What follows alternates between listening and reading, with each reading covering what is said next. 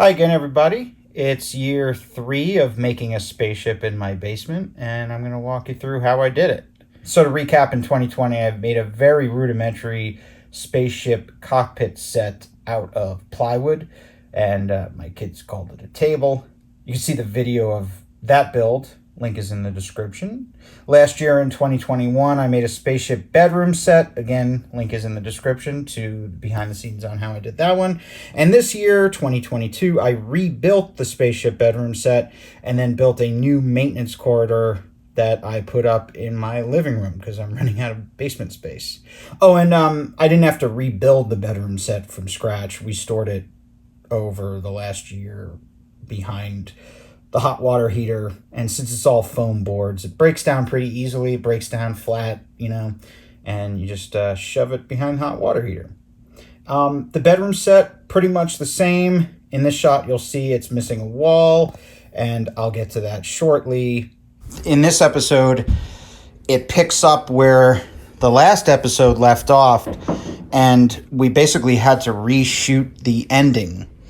That last scene where they're laughing at the hairy monster. And it was pretty challenging, actually. We had to find all the props we used last year, but I also messed up and shot way underexposed. So on the left here, you can see last year's raw footage, and on the right, here's this year's. So yeah, lots of work in DaVinci Resolve to match the two. I also messed up on the left. Last year, I shot with regular Pro Mist filtration. This year, I thought I couldn't find the Pro Mist filters, so I thought I could get away with black Pro Mist, and it just didn't work the same. I think also because I underexposed everything, nothing ever actually bloomed. The highlights never bloomed because they never got to be highlights, so lots of work in DaVinci. I think I matched it pretty good, and again, no one is going to compare these side by side, so that, that's good enough for TV, as they say. And this year, instead of a logo coming up at the end of the spot, I wanted to, the spot needs to continue. And in the story, I wanted to show a year passing. So I thought the best way to show a year passing was to do like a montage of all the stuff they did over the past year, but to kind of give it some production value and make it not so montagey, or just give it its own kind of flavor. I wanted to do a dolly out match cut so that the camera's dolly out doesn't deviate from cut to cut. How we got those cuts so seamless is a motion control unit, and it doesn't have the camera on it, but basically this is programmed so that it shuttles up. This is kind of resetting. You can see my dog, and there's actually the camera rig. And then on action, press the program button here. Boom. And then now this movement is exact over many, many takes. It's the exact same movement. And what that allows us to do is get those seamless transition takes. And so basically we had to do 16 different takes of my daughters doing different things, different lighting setups, different backgrounds. And this year we have a second set. We have a hallway set. And as you can see in my basement, there is no hallway set. So for that, we're going to have to go upstairs. All right, so this is the outside of the hallway set. As you can see, this is our living room. And again, I have the best wife in the world who lets me do this to the living room. It's another table set, 2 walls and a roof. There's my daughter. Hi. This is Lily. Hi. And this is Marielle, the 2 stars. They just got done 2 days of filming. Do you love filming? Not really. Not really. But it's kind of a little boring. Daddy says it's fun, and it's not fun, but when you see it, it looks like a real spaceship. Even though, look. Oh, right. So what she's showing is actually how we do the touchscreen. And you'll see how lo-fi this is. So it's a video of me counting down so that it looks like my daughter's pressing the buttons. 3, 2, 1, power. 2, 1, generation. 3, 2, 1, engage.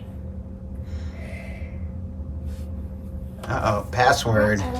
2, 1, press. Okay, so you can see here that the TV screen, the computer monitor is actually outside of its hole. The reason for that is the last shots we did were the close-ups of the kids, and I used this hole to stick the camera through. And so we were able to get the light off the screen, and the camera was just poking through this hole. This was a little number keypad that I thought, like, I always think of the NASA keypad, you know, on the Apollo spacecraft. So I didn't want a touchscreen. I wanted like an actual keypad where they're typing in the password. Below is just an iPad. Below's an iPad. Every year I like adding more complicated construction techniques. So this year I wanted the keypad and the iPad. I think, you know, previously 2 years ago I just used Velcro and just stuck the iPads onto the wall. This year I wanted the iPad and the keypad to be flush with the wall. So I used a Dremel tool to make the recesses that then the parts fit in. This is the hallway of the spaceship, and this is another hallway, but there's no big hallway here. And so the reason why downstairs I said we were missing a wall is that's the wall that's missing, and it's just turned on its side. And then that freestanding LED tube we made last year is just lying down. I really like the idea of having, I saw some reference images of a 787 sleeping quarters, and they had like oxygen. So I thought this was kind of like, this is supposed to be like a utility hallway, like a maintenance corridor. So I figured there'd be like oxygen or something. These are the same, I just made more of these foam panels with LEDs sticking through them. And actually last year in the comments, someone told me to, because the way I dim these is I take a piece of Scotch tape and then draw with Sharpie a black thing over it, and that dims them down. Last year in the comments, someone told me to use a potentiometer, which I bought potentiometers, but I burned them all out. They like all lit on fire when I tried to put them on this 9-volt circuit. So if you know why, let me know in the comments why they were all fire hazards. So make sure you give us a huge thumbs up. Click on camera and give us a huge thumbs up. Up here, these are, so again, every year, for some reason, the theme is parchment paper.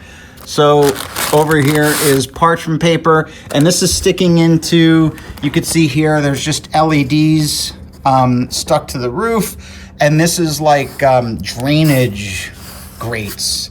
But I thought it kind of looked like a cool spaceship lighty thing. The awesome thing about this too is it let me hide my seams. I don't know if you could see through here. The hardest part of this whole thing is the seams. This would take 3 hours of spackling to get rid of all these seams, but this allows me to, you know, get rid of the seams and not have to do all that. So for this part, I wanted the TV like embedded in the wall. Knowing me and my cutting, my construction, I knew that it would be too hard to actually like put it in. So I kind of hacked it.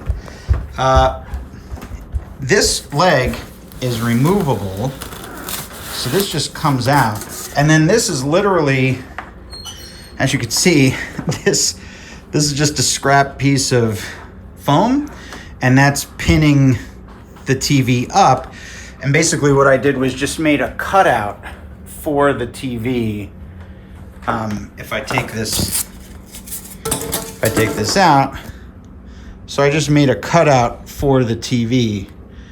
And then you put the TV in, put this little support, and then what you do is now you can move this movable wall in flush, and it doesn't care how bad your cut was. It looks flush. So anyway, that's it. That's this year's how to build a spaceship in a basement, I guess / living room. Bye. See you, everybody.